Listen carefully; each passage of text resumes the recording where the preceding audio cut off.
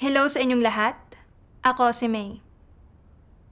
Nagsikap ka na ba ng walang kapaguran para malampasan ang iba na matatag na naniniwala na ang pagkakamit ng kasikatan, pakinabang at katayuan, pagiging superior ay magdudulot sa iyo ng respeto at kaligayahan?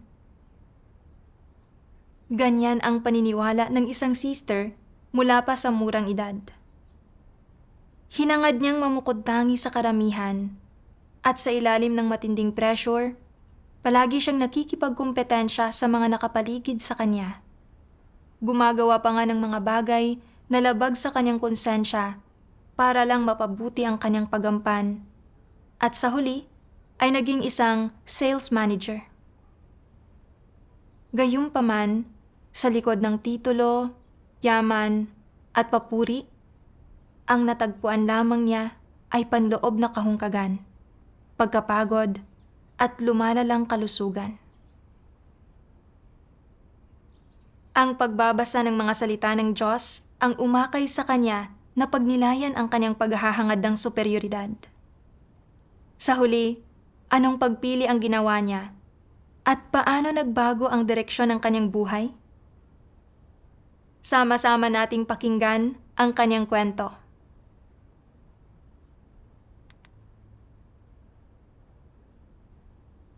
Ipinanganak ako sa isang maliit na bayan sa Timog China. Ang tatay ko ay isang kilalang doktor sa lugar namin at medyo nakakaangat sa buhay ang pamilya namin. Mula pagkabata, nagtamasa na ako ng mas mabuting antas ng pamumuhay kaysa sa mga kaedad ko, kaya nagkaroon ako ng pakiramdam na nakahihigit ako sa iba. Mula nang magkaisip ako, madalas akong turuan ng tatay ko na kailangang tiisin ng isang tao ang pinakamatinding hirap para maging pinakadakila sa mga tao. Pinakinggan ko ang kwento ng tatay ko tungkol sa kanyang paglalakbay mula sa probinsya hanggang sa maitatag ang sarili niya sa bayan. Nakita kong laging may mga taong bumibisita sa bahay namin para sumipsip sa tatay ko. At pinanood ko kung paanong hinangaan at malugod siyang tinanggap ng mga tao saan man siya magpunta. Sa kainosentehan ng aking kamusmusan, unti-unti kong naunawaan ang halaga ng pagiging higit sa iba. At nagpa siya akong maging isang taong may katayuan, nahahangaan at titingalain ng iba. Pero noong 12 taong gulang ako, nabilanggo ang tatay ko dahil sa di umano'y mga ilegal na transaksyon sa negosyo. At ang aming dating masiglang tahanan ay biglang naging mapanglaw. Naiwan kami ng nanay at kapatid kong babae na umaasa sa isa't isa. Iyong mga taong dati ay magiliw sa amin ay hindi na nagpakita pa. Lalo na nang makita ko ang hirap na dinanas ng nanay ko sa pangungutang ng pera. Nakaramdam ako ng sunod-sunod na kapanglawan at nagpa siya akong mag-aral ng mabuti at mamukod-tangi para makapamuhay ng kainggit-inggit at hinahanga ang buhay bilang isang taong nakahihigit sa iba at para maibalik ang aming dangal. Nagbunga ang pagsisikap ko at sa wakas ay nakapasok ako sa unibersidad. Pero hindi pa rin ako nangahas na magpakampante. Ang mga salita ng tatay ko, kailangang tiisin ng isang tao ang pinakamatinding hirap para maging pinakadakila sa mga tao, ang patuloy na nag-uudyok sa akin. Naniniwala ako na kung magpapatuloy akong magsumikap, balang araw ay magtatagumpay ako at makakamit ko ang kasikatan at pakinabang. Pagkatapos kong magtapos sa unibersidad noong 2006, pumunta akong mag-isa sa Shanghai at nagsimulang magtrabaho sa sales sa isang kumpanya. Para makakuha ng mas maraming order, regular akong bumibiyahe sa ibang mga lungsod para bisitahin ang mga kliyente. Dahil sa pagkahilo sa biyahe, pagod na pagod ako sa paglalakbay sa iba't ibang lungsod. At pagkababa ng bus, kailangan ko pa ring tipunin ang lahat ng lakas ko para makipagkita sa mga kliyente. Bukod sa pisikal na kapaguran, ang palagiang pakikisalamuha sa negosyo at mga pagharap sa mga kasamahan at kliyente ay nagdudulot sa akin ng higit pang kapaguran. Para makuha ang mga order ng kliyente, bumili ako ng mga librong Thick Black Theory at The Way of the Wolf. Mula sa mga librong ito, natutunan ko ang maraming natatagong kalakaran sa industriya at mga paraan ng makamundong pakikitungo. Kalaunan, sa trabaho, sa loob ng kumpanya, lantaran at patago akong nakipagkumpetensya sa mga kasamahan ko para mahigitan ko ang paggampan nila sa trabaho. Sa labas naman, hindi lang ako ng bola ng mga kliyente, kundi binigyan ko rin sila ng mga kickback at pumasok sa mga lihim na kasunduan. Noong una, hindi ako mapakali sa mga bagay na ito. Kapag nabunyag ang mga ito, hindi lang masisira ang reputasyon ng kumpanya, kundi pwede pa akong makulong. Kaya araw-araw akong nininerbiyos. Kapag sobrang tindi na ng pressure, madalas akong magising sa kalagitnaan ng gabi dahil sa mga bangungot. Araw-araw akong namuhay sa palagiang takot at pagkabalisa. Minsan, sa kalaliman ng gabi, kapag tahimik na ang lahat, naiisip ko, sobra ang pressure sa sales. Dapat siguro magpalit na lang ako ng karera. Pero pagkatapos ay naiisip ko, kailangang tiisin ng isang tao ang pinakamatinding hirap para maging pinakadakila sa mga tao. At pinalalakas ko ang loob ko. Kung gusto kong magtagumpay, kailangan kong tiisin ang mga pasakit na ito. Kung hindi, kailan ako magtatagumpay at makikilala sa syudad na ito na puno ng mga taong may talento? Kaya, nagtiyaga ako. Makalipas ang 2 taon, mula sa pagiging baguhan sa trabaho, umangat ako sa pagiging sales champion ng aming pangkat. Hindi lang ako pinahalagahan ng mga leader ko at kinaiinggitan ng mga kasamahan ko, kundi naging mas malaki rin ang sahod ko. At sa wakas, namumuhay na ako bilang isang white-collar worker gaya ng pinangarap ko.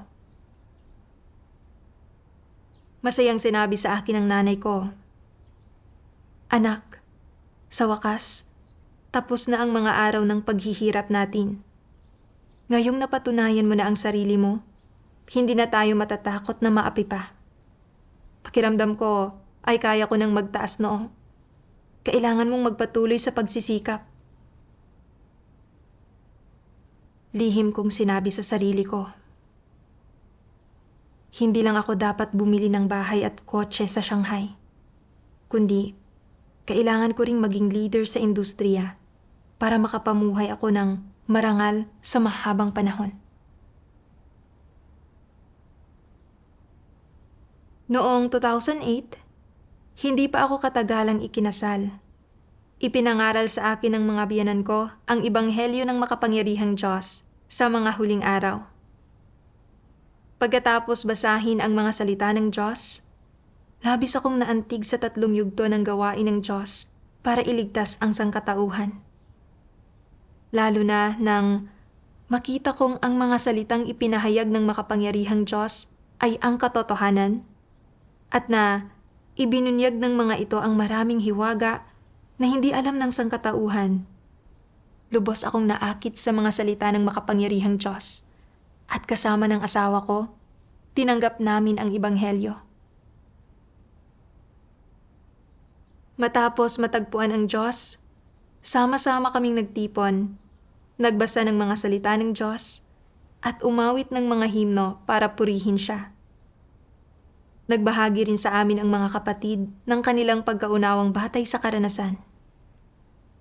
Nakita ko kung gaano kadalisay at kasimple ang bawat isa sa kanila. Talagang iba sa mga taong nakakasalamuha ko sa trabaho. Walang sipsip o naninira ng patalikod sa kanila. At sinasabi nila kung ano ang nasa puso nila. Masaya akong makisalamuha sa kanila. At gusto ko ring makipagtipon at makipagbahaginan tungkol sa mga salita ng Diyos. Noong Hunyo 2008, umutang kami ng asawa ko para makabili ng bahay. At lahat ng kasamahan, kaklase, at kapamilya ko ay tumingin sa amin ng may inggit. Lalo na nang malaman ng mga kapitbahay namin na mga dayo lang kami na nakabili na ng bahay pagkatapos lang ng 2 taon, mas lalo nila kaming hinangaan at pinuri. Tuwang-tuwa ako sa kalooban ko. Iniisip na palapit na ako ng palapit sa buhay na nakatataas sa iba na dati ko nang pinapangarap. Kalaunan, naiangat ako ng posisyon. Ang titulo sa business card ko ay naging sales manager. At ang opisina ko ay lumipat mula sa isang maliit na sulok patungo sa isang mas kitang-kita at sariling espasyo. Tumatango at bumabati sa akin ng may paggalang ang mga kasamahan ko. At tinatawag din akong manager ng mga kliyente. Naglalakad ako ng diretso ang tindig. Bigla kong naramdaman na iba na ako sa lahat. At talagang nasiyahan ako sa pakiramdam na iyon ng pagiging nakatataas at makapangyarihan. Noong panahong iyon, maliban sa pagdalo sa mga pagtitipon, halos lahat ng oras ko ay ginugol ko sa trabaho. Iniisip kong kumita agad ng pera para mabayaran ang utang, para makabili ako ng mas malaking bahay at isama ang nanay ko para tumira sa amin, para matamasa rin niya kasama namin ang buhay na ito na nakatataas sa iba.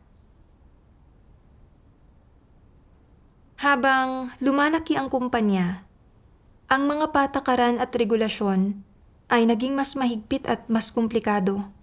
At bilang sales manager, kailangan kong lumahok at isagawa ang iba't ibang aktibidad ng pagsusuri ng kumpanya. Sa sitwasyong ito, naipit ako sa alanganin. Kung gagawin ko ng maayos ang trabaho ko sa kumpanya, makahahad lang ito sa buhay iglesia ko. Pero kung uunahin ko ang buhay iglesia, mapapabayaan ang trabaho ko. At kung hindi ko gagawin ng maayos ang trabaho ko, siguradong mawawala ang buhay na nakatataas sa iba na mayroon ako ngayon. Noong una, nakakadalo pa ako sa mga pagtitipon. Pero isang araw, narinig ko mula sa mga kasamahan ko na pinag-uusapan ako ng mga tauhan ko na umuwi raw ako sa tamang oras araw-araw at wala akong dating ng isang leader. Sinabi rin nila na siguradong gumamit ako ng mga panlalansi para makuha ang loob ng mga nakatataas, para makuha ang posisyong ito. Nang marinig ko ang mga komentong ito, labis akong nabagabag at hindi mapakali. Iniisip na napakatindi na ng kompetisyon sa merkado ngayon. Kung hindi ako magsisikap pa para mapanatili ang posisyong ito, baka isang araw ay may pumalit na sa akin at itong prestihiyoso, kagalang-galang at kainggit-inggit na trabaho at buhay na pinaghirapan kong makamit ay mawawalang lahat. Hindi iyon maaari. Kakailanganin kong magkamit ng isang bagay na konkreto. Pagkatapos niyon, sinimulan kong iklian ang oras ko sa mga devosyonal sa umaga.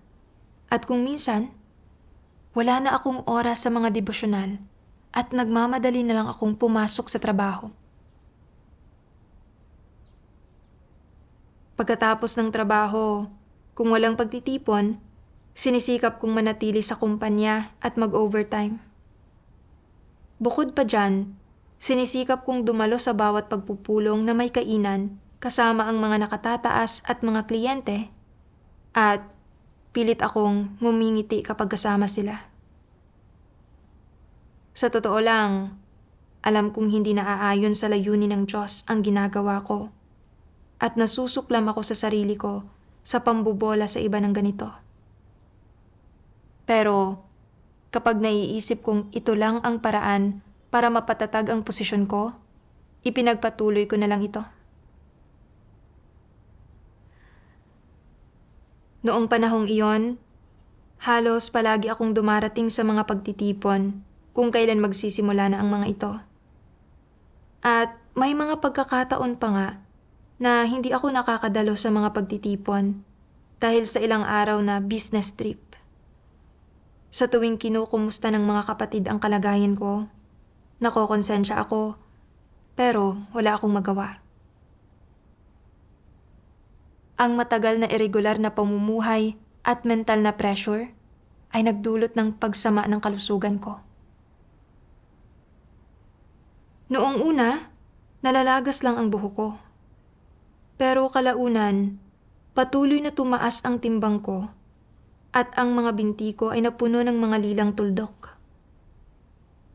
Pagkatapos magpatingin sa ospital, na-diagnose ako na may mataas na kolesterol at allergic purpura. Sinabi ng doktor na malaki ang kaugnayan ng sakit ko sa aking propesyon at ang matinding pressure sa trabaho at irregular na pamumuhay ay sumira sa immune system ko. At lalo na ang madalas na business entertainment at hindi masustansyang pagkain ay nagdulot ng metabolic dysfunction. Sinabi nila na kung magpapatuloy ako sa ganitong pamumuhay at mananatili sa ganitong mental na kalagayan, lalo lang lalala ang kondisyon, hahantong sa mga sakit sa puso at maaari pang maging banta sa buhay ko. Nag-alala ako sa kalusugan ko, pero wala akong magawa. Iniisip na sa lipunan ngayon, para maging nakaaangat sa iba, kailangan talagang magbayad ng halaga. May makakamit ka pero may mawawala rin. Kung isang araw ay wala na akong pressure at hindi na kailangang dumalo sa mga business function, siguradong hindi na rin ako isang nakatataas. Bata pa naman ako. Kaya pa ng katawan ko. At malalampasan ko muna ang yugtong ito. Isang araw noong Abril 2009, tinanong ako ng isang leader ng iglesia. Handa ka bang gawin ang tungkulin ng pagdidilig sa mga baguhan? Naisip ko kung paanong ang paggawa ng tungkulin ay responsibilidad ng bawat nilikha. At sa pamamagitan ng mga tungkulin, mas maraming katotohanan ang mauunawaan ng isang tao. Kaya masaya akong pumayag. Pero nang malaman kong halos gabi-gabi ay may pagtitipon, nag-atubili ako. Palaging sinusuri ng kumpanya ang bilang ng mga pagbisita sa kliyente. At responsable rin ako sa paggabay sa sales ng departamento. Kung araw-araw akong may pagtitipon, paano ko gagawin ang trabaho ko? Kung hindi ko mapamamahalaan ng maayos ang pangkat at mabigong maabot ang mga target sa sales, siguradong hindi na ako makapagpapatuloy bilang sales manager. Kung ganoon, hindi ba't mawawala na lang ang posisyon bilang manager at ang matatag at komportabling buhay na pinaghirapan kong makamit? Hindi ba't mas magiging mahirap umangat sa hinaharap? Nang maisip ko ito, sinabi ko sa sister, kailangan ko pa itong pag-isipan. Sa mga sumunod na araw, patuloy kong pinag-isipan ang bagay na iyon. Hindi ako makatulog ng maayos sa gabi at nagtatalo ang kalooban ko at nababagabag ako. Sa isang pagtitipon, ibinahagi ko ang aking pagkabagabag sa mga kapatid at binasa namin ang mga salita ng Diyos. Ang tao na isinilang sa gayong napakaruming lupain ay labis ng nahawaan ng lipunan, nakondisyon na siya ng mga etikang pyudal at natanggap niya ang edukasyon ng mga institusyon ng mas mataas na pag-aaral. Ang kaisipang paurong, tiwaling moralidad, mababang uring pananaw sa buhay, kasuklam-suklam na filosofiya para sa mga makamundong pakikitungo, lubos na walang halagang pag-iral, at mga mababang uring kaugalian at pang-araw-araw na buhay. Lubhang nang himasok na sa puso ng tao ang lahat ng mga bagay na ito, at lubhang pinipinsala at inaatake ang kanyang konsensya. Bilang resulta, mas lalong lumalayo ang tao mula sa Diyos at mas lalong nagiging laban sa Kanya. Lalong nagiging mas walang awa ang disposisyon ng tao sa bawat araw at wala ni isang tao ang nagkukusang isuko ang anumang bagay para sa Diyos. Wala ni isang tao ang nagkukusang magpasakop sa Diyos at lalong wala ni isang taong nagkukusang hanapin ang pagpapakita ng Diyos. Sa halip, hinahangad ng tao ang kasiyahan hanggat gusto niya sa ilalim ng kapangyarihan ni Satanas at walang pakundangang ginagawang tiwali ang kanyang laman sa putikan. Marinig man nila ang katotohanan, walang pagnanais ang mga nananahan sa kadiliman na isagawa ito at wala silang hilig na maghanap kahit na nakikita nilang nagpakita na ang Diyos. Paanong magkakaroon ng anumang puwang sa kaligtasan ang isang tiwaling sangkatauhang tulad nito? Paano mabubuhay sa liwanag ang isang bulok na sangkatauhang tulad nito? Sa loob ng mga dekada, ng libo-libo, 10,000 taon hanggang sa ngayon, inaaksaya na ng mga tao ang kanilang oras sa ganitong paraan, na walang sino man ang lumilikha ng pinakamagandang buhay sa lahat ng buhay ng tao, nakatuon lamang sa pagpapatayan, nakikipagkarera para sa kasikatan at pakinabang, at nagpapakana laban sa isa't isa sa madilim na mundong ito. Sino ang naghanap na sa mga layunin ng Diyos? Mayroon na bang nagbigay pansin sa gawain ng Diyos? Ang lahat ng bahagi ng mga tao na sinakop ng impluwensya ng kadiliman ay matagal nang naging kalikasan ng tao. Kaya napakahirap na isakatuparan ang gawain ng Diyos at lalo pang walang pagnanais ang mga tao na bigyang pansin ang ipinagkatiwala ng Diyos sa kanila ngayon. Pagkatapos basahin ang mga salita ng Diyos, napaisip ako ng malalim. Sa pagbabalik tanaw, naimpluwensyahan ako mula pagkabata ng mga ideyang mamukod-tangi at magbigay karangalan sa iyong mga ninuno. Nagsusumikap ang tao na umangat, dumadaloy ang tubig pababa, at kailangang tiisin ng isang tao ang pinakamatinding hirap para maging pinakadakila sa mga tao. Nagpasya akong mamukod-tangi, gumawa ng pangalan para sa sarili, at mamuhay ng nakatataas sa iba noong lumaki na ako.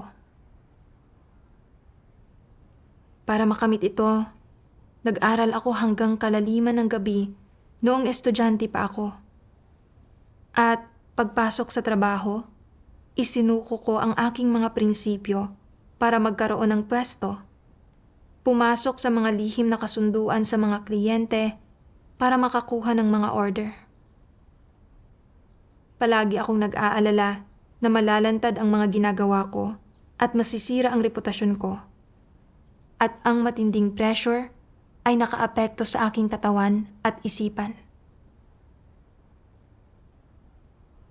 Nang makuha ko ang mataas na sahod at titulo na matagal ko nang pinapangarap, at nakuha ko ang paghanga at inggit ng mga tao sa paligid ko, para patatagin ang posisyon ko, nagpatuloy ako sa pagpapakana at pakikipagpaligsahan sa mga kasamahan ko, nambobola ng mga kliyente at nakatataas.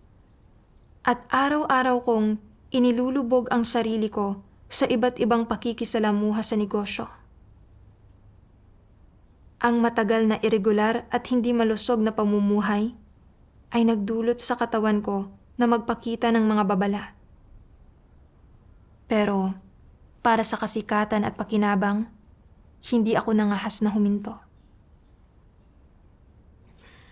Kahit alam kong puno ng kasinungalingan ang panlalangis at pambobola ng iba, at kahit alam kong hindi gusto ng Diyos ang mga mapanlinlang na kilos at kasinungalingan ko, hindi ko pa rin mabitawan ang paghahangad ko sa kasikatan at pakinabang.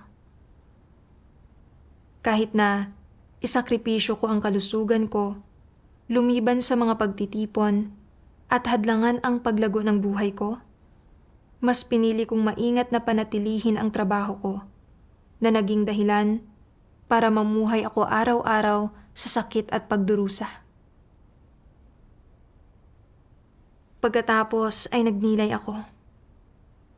Ano ang silbi ng pagkakaroon ng mataas na posisyon o mas maraming yaman?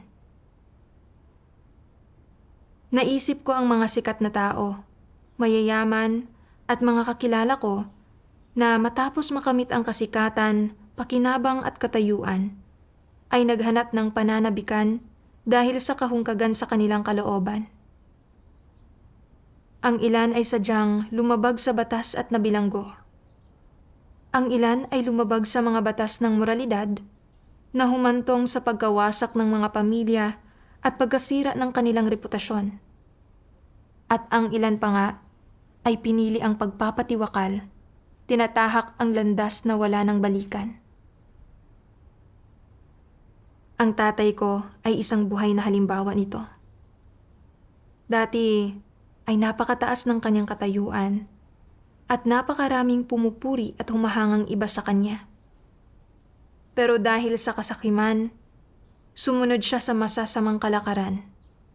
At sa huli, lumabag siya sa batas sa kanyang mga negosyo at nabilanggo. Nakita ko na ang kasikatan, pakinabang at katayuan ay mga pamamaraan na ginagamit ni Satanas para gawing tiwali ang mga tao. Sa sandaling ito, napagtanto ko na bagamat nananampalataya ako sa Diyos, sa katunayan ay nasa ilalim pa rin ako ng kontrol ni Satanas. Ginagamit ni Satanas ang kasikatan at pakinabang para akitin at pahirapan ako, na naging dahilan para mamuhay ako ng walang integridad at dignidad, o kahit pa ang pinakapangunahing antas ng konsensya. Napagtanto ko na ang paghahangad ng kasikatan, pakinabang at katayuan ay hahantong lamang sa aking pagkaligaw, sa pagkahulog sa kabuktutan, at sa huli ay sa pag-iwan at pagkakanulo sa Diyos, at pagkawala ng pagkakataon kong maligtas. Kalaunan, nagbasa pa ako ng mga salita ng Diyos. Iyong kalalakihan at kababaihan na nagtatamasa ng personal na kasikatan at pakinabang at naghahabol ng personal na katayuan sa gitna ng iba. Iyong mga taong hindi nagsisisi na nabitag sa kasalanan. Hindi ba sila, lahat sila, ay walang pag-asang maligtas? Kayo ay nasa parehong sitwasyon tulad ko, pero kayo ay nababalot ng dumi. Niwala man lang kayong katiting na orihinal na wangis ng mga taong nilikha noong simula.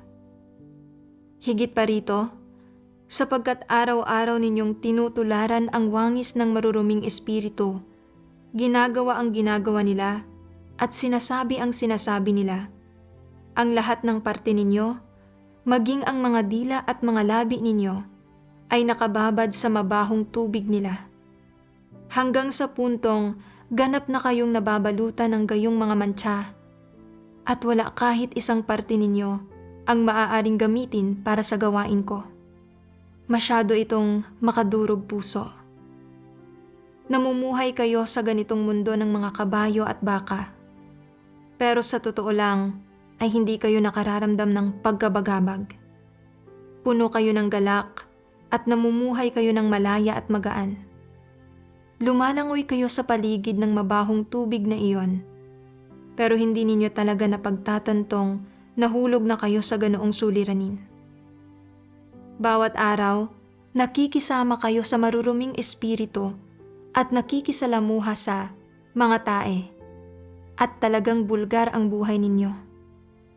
Hindi mo talaga namamalayan na talagang hindi ka namumuhay sa mundo ng tao at na hindi ikaw ang may kontrol sa sarili mo. Hindi mo ba alam na ang buhay mo ay matagal nang nayurakan ng maruruming espiritong iyon, o na ang karakter mo ay matagal nang nadungisan ng mabahong tubig? Iniisip mo bang namumuhay ka sa makalupang paraiso at na nasa gitna ka ng kaligayahan? Hindi mo ba alam na namuhay ka ng isang buhay sa tabi ng maruruming espiritu at na magkasama kayong umiral sa lahat ng bagay na inihanda ng mga ito para sa iyo? Paano magkakaroon ng anumang kabuluhan ang paraan ng pamumuhay mo? Paano magkakaroon ng anumang halaga ang buhay mo? Pagkatapos basahin ang mga salita ng Diyos, napagtanto ko na ang mga gumagamit ng anumang paraan para maghangad ng kasikatan, pakinabang at katayuan ay buktot at marumi sa paningin ng Diyos, at hindi na sila matutubos pa. Naisip ko ang mga sikat na tao, politiko, at mga elitista ng negosyo sa mundo. Karamihan sa kanila ay nagtataglay ng nakahihigit na kasanayan sa pakikisalamuha at may pagkatuso sa kanilang pag-asal. Bagamat mukha silang kaakit-akit at nakaiinggit, ang mga ginagawa nila ay tiwali, masama, mapanlinlang at buktot. At sila ang uri ng mga taong inilalantad ng Diyos bilang maruruming espiritu. Naisip ko kung paanong sa paglipas ng mga taon, natutunan ko ang iba't ibang taktika sa pakikisalamuha sa trabaho para makamit ang kasikatan, pakinabang at katayuan. Sa pamamagitan man ng mga lihim na kasunduan at panunuhol sa mga kliyente o pambobola at pagsipsip sa mga leader at kliyente, lahat ng ito ay mapanlinlang na paraan at mga panlalansi para linlangin at manipulahin ang mga tao. Hindi ba't natutunan kong gumawa ng mga di matuwid na bagay tulad ng maruruming espiritong iyon? Paano nagkaiba ang kilos ko sa maruruming espiritong iyon? Nang mapagtanto ko ito, napuno ako ng takot at sindak. Ang Diyos ay isang Diyos na kinapopuotan ang kasamaan at hindi pinahihintulutan ng kanyang kaharian ang karumihan. Kung hindi ako magsisisi at mananatiling bilanggo sa alimpuyo ng kasikatan, pakinabang at katayuan, kung gayon, gaano man kataas na posisyon o gaano man kalaking material na kasiyahan ang makamit ko, isusumpa pa rin ako ng Diyos. At sa huli, ay tuluyan akong mawawala ng pagkakataong maligtas. Kalaunan, nagbasa ako ng mga salita ng Diyos. Ang awa ko ay ipinapahayag sa mga nagmamahal sa akin at tumatalikod sa kanilang mga sarili. Samantala, ang kaparusahang sumasapit sa masama ay mismong patunay ng matuwid na disposisyon ko at higit pa, patotoo sa puot ko. Kapag sumapit ang sakuna, lahat ng sumasalungat sa akin ay mananangis habang sila'y binibiktima ng tagutom at salot. Silang sumunod sa akin sa loob ng maraming taon, pero nakagawa ng lahat ng uri ng masamang gawa, ay hindi makatatakas sa pagbabayad para sa kanilang mga kasalanan. Sila rin ay mahuhulog sa sakuna, na ang katulad ay bihirang nakita sa loob ng milyon-milyong taon, at mamumuhay sila na palaging may sindak at takot. At yaong mga tagasunod ko na nakapagpakita na ng lubos na katapatan sa akin ay magagalak at papalakpak, pinupuri ang kapangyarihan ko. mararanasan nila ang isang di mailarawang lagay ng loob ng kaligayahang walang inaalala at mabubuhay sila sa gitna ng kagalakang kailanman ay hindi ko pa naipagkaloob sa sangkatauhan. Dahil itinuturing kong yaman ang mabubuting gawa ng tao at kinapupuotan ang kanyang masasamang gawa, mula nang una kong simulang pangunahan ang sangkatauhan, masugid na akong umaasa na makamit ang isang grupo ng mga taong kaisa ko ng isipan. Samantala, hindi ko kailanman nalilimutan yaong mga hindi ko kaisa ng isipan. Palagi ko silang kinamumuhian sa puso ko. Hinihintay ang pagkakataong mapanagot sila sa kanilang masasamang gawa na ikalulugod kong makita. Ngayon ay dumating na sa wakas ang araw ko at hindi ko na kailangan pang maghintay. Ipinaunawa sa akin ng mga salita ng Diyos na ang mga taong sa huli ay makapagkakamit ng mga pagpapala ng Diyos ay iyong mga nagkakamit ng katotohanan at kaisa sa puso at isipan ng Diyos. Ang pagkakataong ibinigay sa akin ng Diyos ngayon na gawin ang tungkulin ko ay para pahintulutan akong makamit ang katotohanan, hangaring makilala ang Diyos, at sa huli ay matamo ang pagliligtas ng Diyos. Kung paghahangad lang sa kasikatan at pakinabang ang pagtutuunan ko, at hindi ako magtutuon sa paghahangad sa katotohanan at pagtupad sa aking mga tungkulin para maghanda ng mabubuting gawa, mawawala sa akin ang pagkakataong maligtas. Sa puntong ito, sa wakas ay naunawaan ko ang layunin ng Diyos.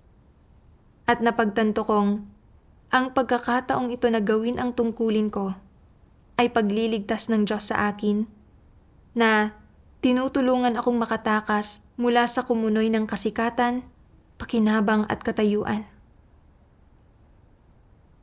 Nagpasalamat ako sa Diyos para sa kanyang kaliwanagan at gumaan ng husto ang puso ko. Kaya, nagdasal ako sa Diyos.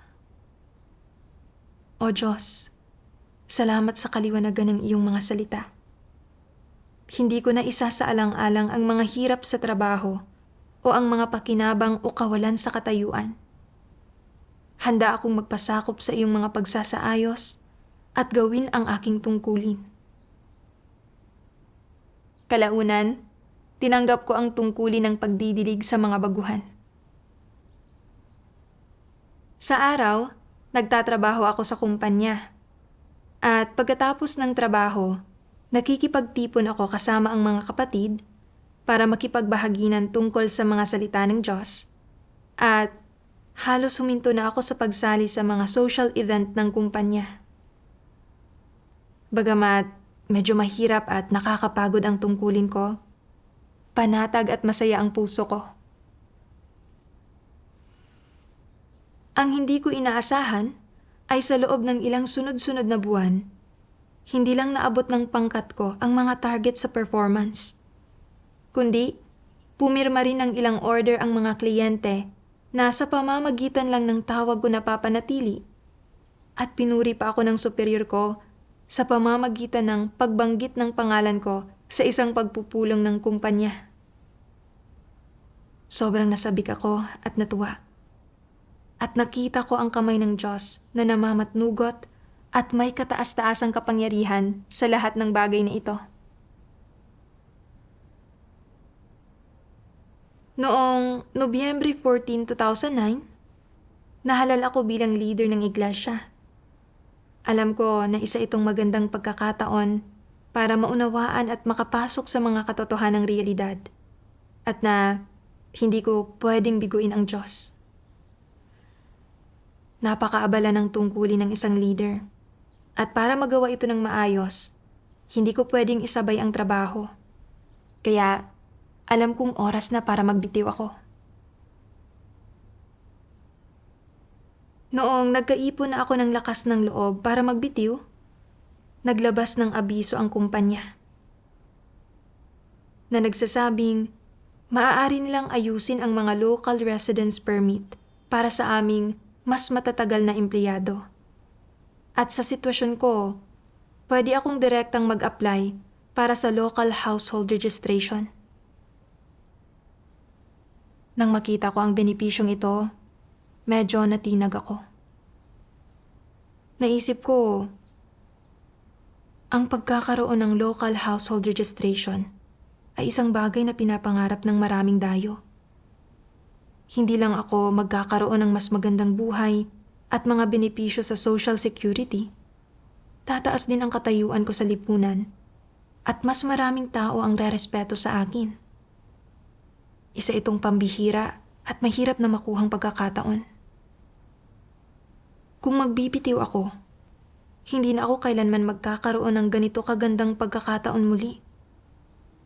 Siguro, dapat hintayin ko munang maproseso ang household registration ko bago ako magbitiw. Pero, nang maisip ko ang apurahang layunin ng Diyos na iligtas ang mga tao, napagtanto ko na kung magpapatuloy akong magplano para sa kasikatan, pakinabang at katayuan, bibiguin ko ang Diyos. Pagka-uwi, nagdasal ako sa Diyos. Hinihiling sa Kanya na gabayan ako para maunawaan ang Kanyang layunin at makagawa ng tamang pagpili. Nabasa ko ang mga salita ng Diyos. Bilang mga miyembro ng sangkatauhan at tapat na mga Kristiyano, pananagutan at obligasyon nating lahat na ialay ang ating isipan at katawan para sa katuparan ng atas ng Diyos, dahil ang ating buong pagkatao ay nagmula sa Diyos, at ito ay umiiral salamat sa kataas-taasang kapangyarihan ng Diyos. Kung ang mga isipan at katawan natin ay hindi inilalaan para sa atas ng Diyos at sa makatarungang kapakanan ng sangkatauhan, ang ating mga kaluluwa ay mahihiya sa harap ng mga naging martir para sa atas ng Diyos, at lalong mas mahihiya sa harap ng Diyos na naglaan sa atin ng lahat ng bagay. Kung kaya mong ilaan ang iyong puso, katawan, at lahat ng iyong tunay na pagmamahal sa Diyos, iharap ang mga iyon sa Kanya, maging ganap na mapagpasakop sa Kanya, at maging lubos na mapagsaalang-alang sa Kanyang mga layunin, at hindi kumilos para sa laman, para sa pamilya, at para sa iyong sariling mga pagnanais, kundi para sa mga interes ng sambahayan ng Diyos, na itinuturing ang salita ng Diyos bilang iyong prinsipyo at pundasyon sa lahat ng bagay. Pagkatapos, sa paggawa niyon, ang iyong mga motibo at iyong mga perspektiba ay maaayos, at magiging isa kang tao na tumatanggap ng pagsang-ayon ng Diyos sa Kanyang presensya. Ang aking hinihingi pa rin sa iyo ay ang ialay mo ang iyong buong pagkatao sa lahat ng aking gawain. At higit pa rito, ang malinaw mong makilatis at makita ng may katumpakan ang lahat ng gawaing aking ginagawa sa iyo, at gugulin ang lahat ng iyong lakas upang ang aking gawain ay makapagkamit ng mas magagandang resulta. Ito ang dapat mong maunawaan. Tigilan ang pakikipagkompetensya sa isa't isa, ang paghahanap ng alternatibong plano, o ang paghahanap ng kaginhawahan para sa iyong laman, para maiwasan na maantala ang aking gawain at na mahadlangan ang iyong magandang kinabukasan. Ang paggawa ng gayon, sa halip na protektahan ka, ay maaari lamang magdulot sa iyo ng pagkawasak. Hindi ba't kahangalan ito para sa iyo? Pagkatapos basahin ang mga salita ng Diyos, parang narinig ko ang tawag ng Diyos. Umaasa ang Diyos na mailalaan natin ang lahat ng ating lakas sa paghahangad ng katotohanan at paggawa ng ating mga tungkulin, at inaasahan niyang hahangarin nating isabuhay ang isang makabuluhang buhay. Kung aalis ako sa trabaho, marahil hindi na magiging kasing ganda ng dati ang material kong kalagayan, at hindi na rin magiging ganoon kataas ang katayuan ko sa lipunan. Pero maaari akong manirahan sa sambahayan ng Diyos. Tinatamasa ang pagdidilig at pagtutustos ng Kanyang mga salita araw-araw, at maaari akong makipagtulungan sa mga kapatid habang ginagawa namin ang aming mga tungkulin at hinahangad ang katotohanan kasama sila. Sa pamamagitan ng aking mga tungkulin, mauunawaan ko ang katotohanan, maiwawaksi ang tiwaling disposisyon ni Satanas, at matatanggap ang pagliligtas ng Diyos. Ito ang tamang landas sa buhay at ang pinakamakabuluhang buhay. Noong sandaling iyon, naramdaman kong tila hinihintay ng Diyos ang aking pagpili, ang aking sagot. Labis na naantig ang puso ko sa mga salita ng Diyos at nagkaroon ako ng determinasyon na kusang loob na isuko ang lahat para bigyang kasiyahan ang Diyos. Nagdasal ako sa Diyos. O Diyos, nakikita ko na wala akong katotohanan at na wala kang puwang sa puso ko. Para makuha ang local household registration, muntik na naman akong mahulog sa bitag ng kasikatan, pakinabang at katayuan. Salamat sa iyong mga salita na nagprotekta sa akin, na nagpaunawa sa akin na ang tungkuling ipinagkatiwala sa akin ay ang iyong pag-ibig para sa akin, at napagtanto na ang paghahangad sa katotohanan at pagtupad sa tungkulin ko ang pinakamakabuluhan. Gusto kong magbigay sa iyo ng isang kasiyasiyang sagot. At kaya, ipinasa ko ang aking pagbibitiw sa kumpanya. Paulit-ulit akong sinubukang pigilan ng pamunuan ng kumpanya, pero hindi na ako natinag. Salamat sa proteksyon ng Diyos, nagawa kong pagtagumpayan ang tukso. Paglabas ko ng kumpanya, tiningnan ko ang bughaw na langit at ang mayayabong na puno, at nakaramdam ako ng di mailarawang kagalakan. Pakiramdam ko ay para akong isang maliit na ibon na lumipad palabas ng hawla, malayang dumilipad pabalik sa kalangitan. At naisip ko ang isang sipi ng mga salita ng Diyos na gustong-gusto ko.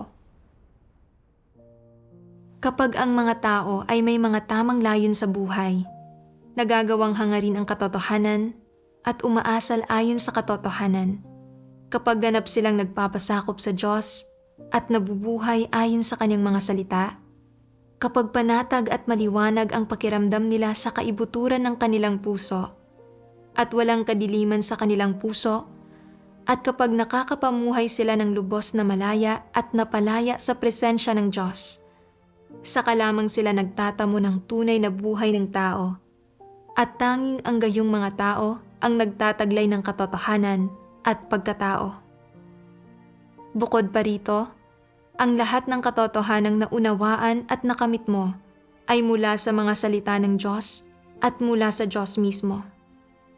Kapag nakamit mo ang pagsang-ayon ng kataas-taasang Diyos, ang lumikha, at sinabi niyang isa kang nilikha na pasok sa pamantayan, at na isinasabuhay mo ang isang wangis ng tao, saka lamang magiging pinakamakabuluhan ang iyong buhay. Sa pamamagitan lamang ng pananampalataya at pagsamba sa Diyos, paghahangad sa katotohanan, pagtakas mula sa madilim na impluwensya ni Satanas, at pamumuhay ayon sa mga salita ng Diyos, makapamumuhay tayo ng pinakamahalagang buhay, at saka lamang makasusumpong ng tunay na kapayapaan at kapanatagan ang ating mga puso. Ang mga salita ng Diyos ang umakay sa akin na gawin ang tamang pagpili. Salamat sa makapangyarihang Diyos.